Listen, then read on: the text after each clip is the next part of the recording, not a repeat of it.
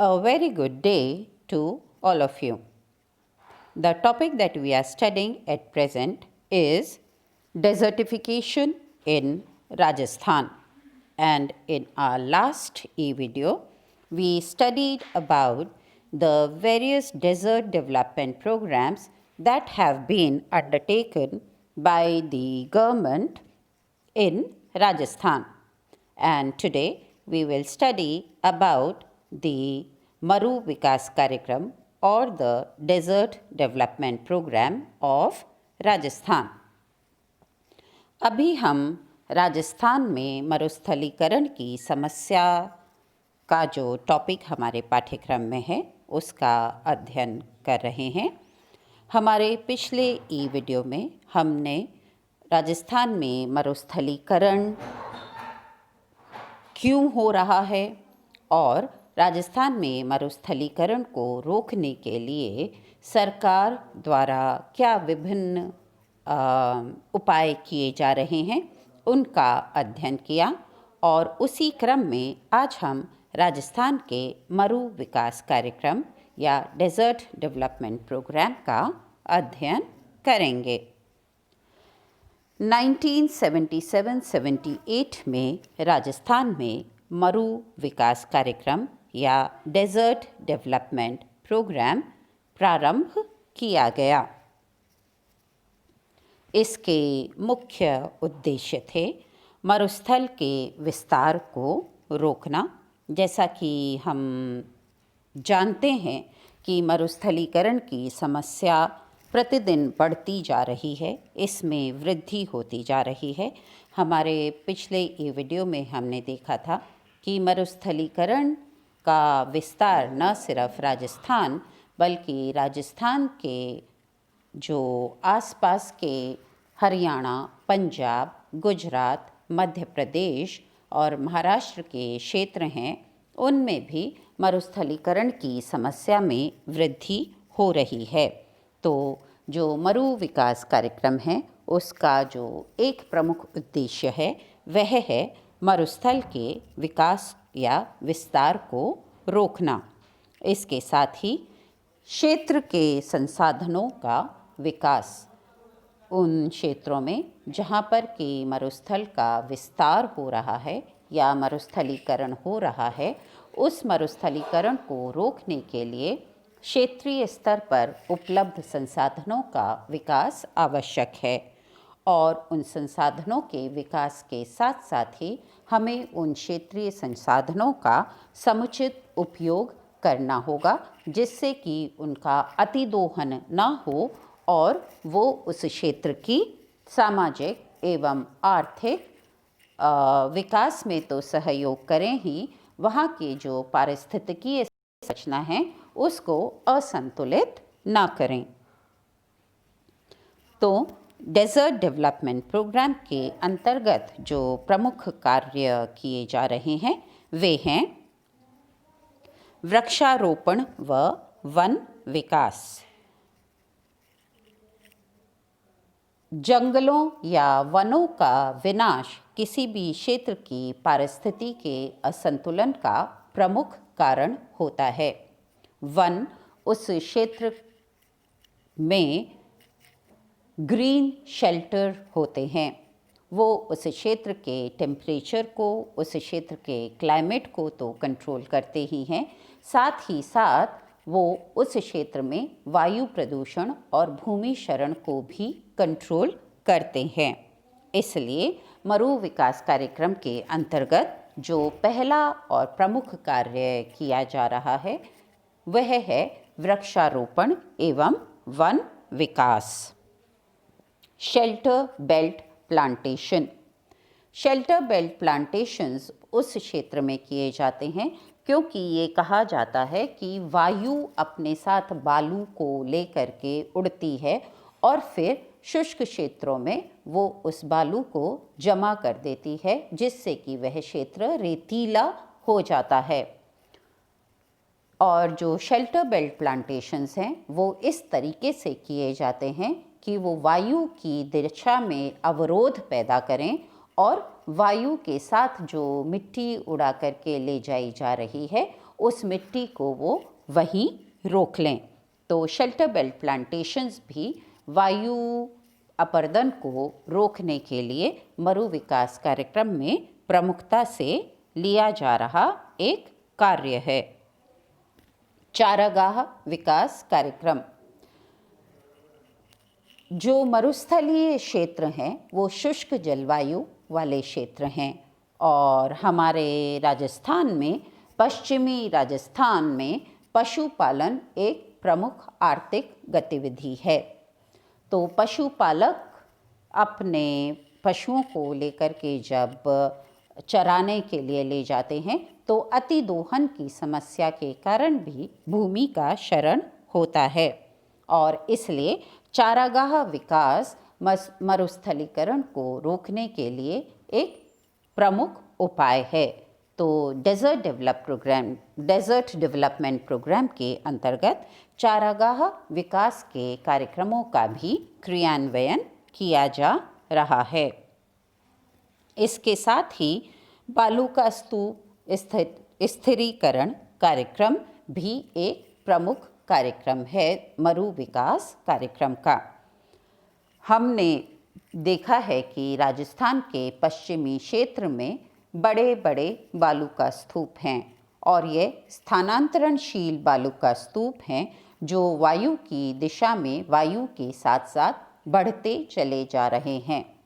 इन बालू का स्तूपों के स्थिरीकरण के कार्य मरुस्थलीय विकास को रोकने के लिए बहुत आवश्यक हैं और इसके लिए मरु विकास कार्यक्रम में वृक्षारोपण, वन विकास, चारागाह विकास जैसे कार्यों के साथ साथ जो स्थानांतरणशील बालू का स्तूप हैं उनके स्थिरीकरण के लिए भी कार्य किए जा रहे हैं।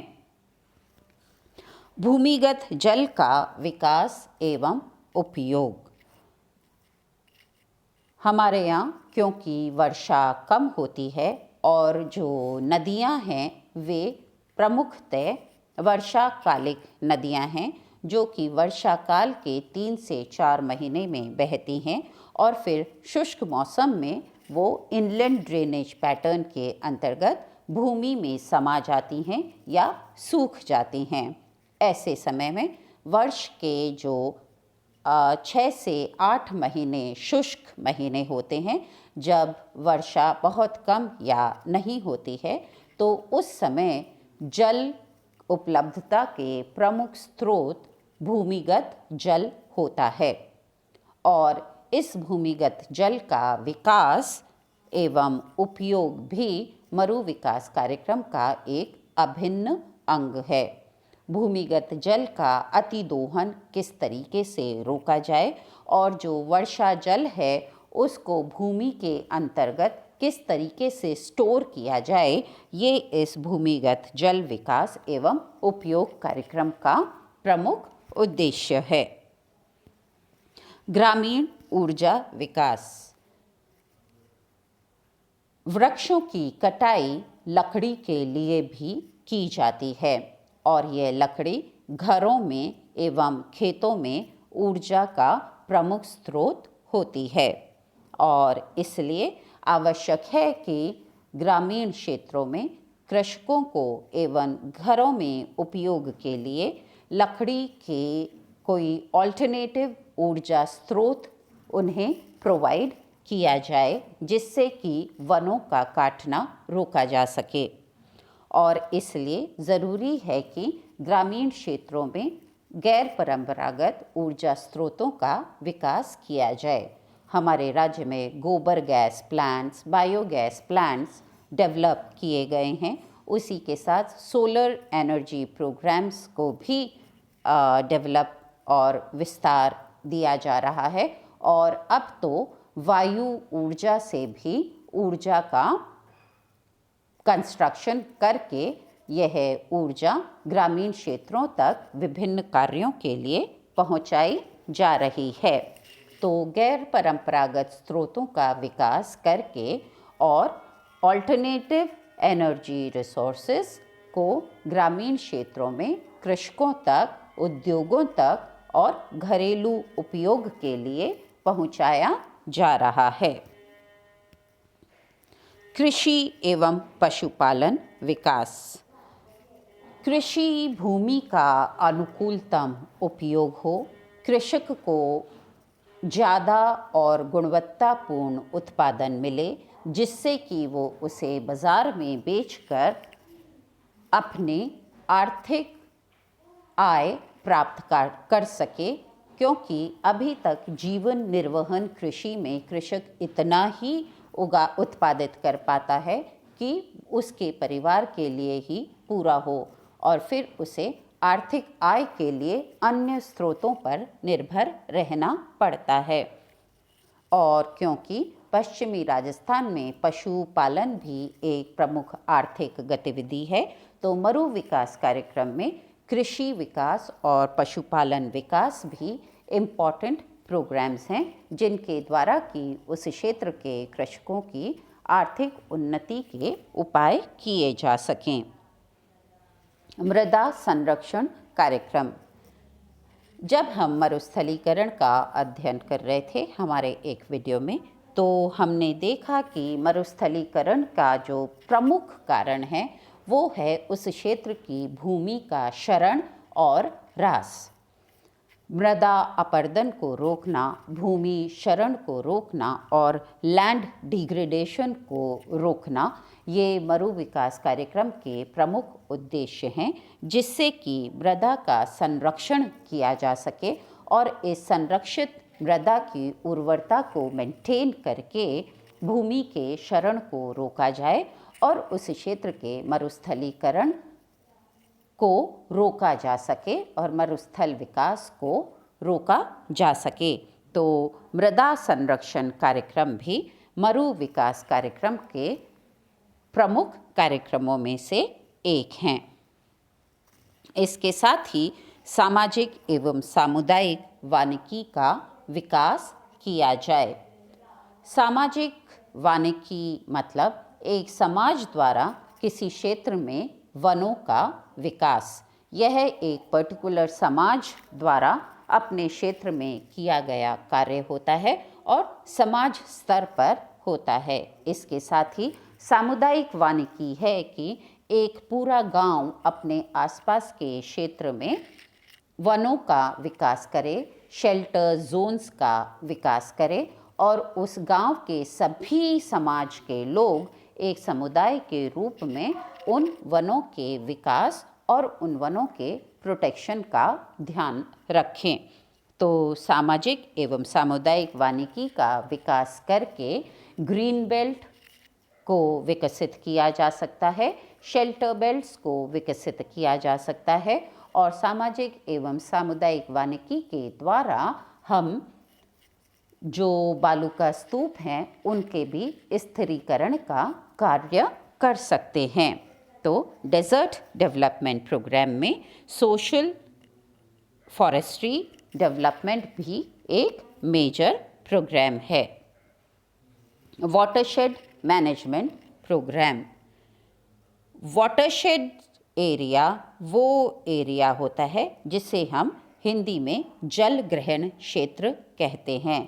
यह एक उच्च भूमि होती है जो कि वर्षा के जल को उसकी दिशा प्रदान करती है और अगर जल ग्रहण क्षेत्र का विकास किया जा सके, वाटरशेड एरियाज़ का विकास किया जाए, तो जो वर्षा जल है उसको हम पूरी तरह से स्टोर कर सकेंगे और स्टोर करके उसका मोस्ट ऑप्टिमम यूज़ कर सकेंगे। तो वाटरशेड मैनेजमेंट का मेजर एम है वाटर का कंट्रोल या जल का हम किसी भी तरीके से अपव्यय नहीं होने दें और वर्षा जल का हम संरक्षण करके अनुकूलतम उपयोग करें।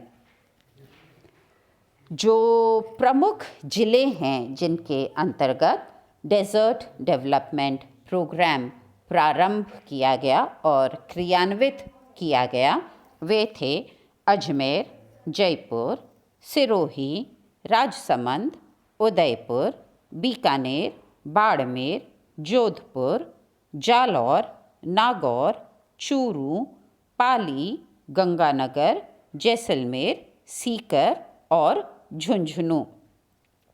इन 11 जिलों में डेजर्ट डेवलपमेंट प्रोग्राम शुरू किया गया और यहाँ पर मरुस्थलीकरण को रोकने के कार्य किए गए।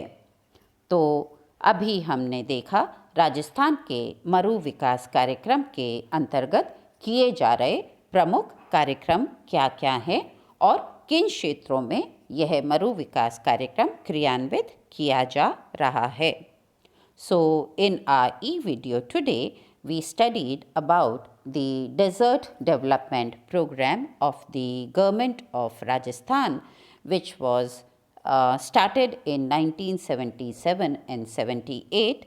Later on, in 1985-86, this program was taken as a scheme of the central government of India. The major programs that were undertaken in this desert development program were what we studied in our e-video today, and also the major districts of Rajasthan where this program is being implemented. So today we studied about the desert development program, the major plans that are being implemented under the desert development program, and the major areas where this program is being implemented. Thank you.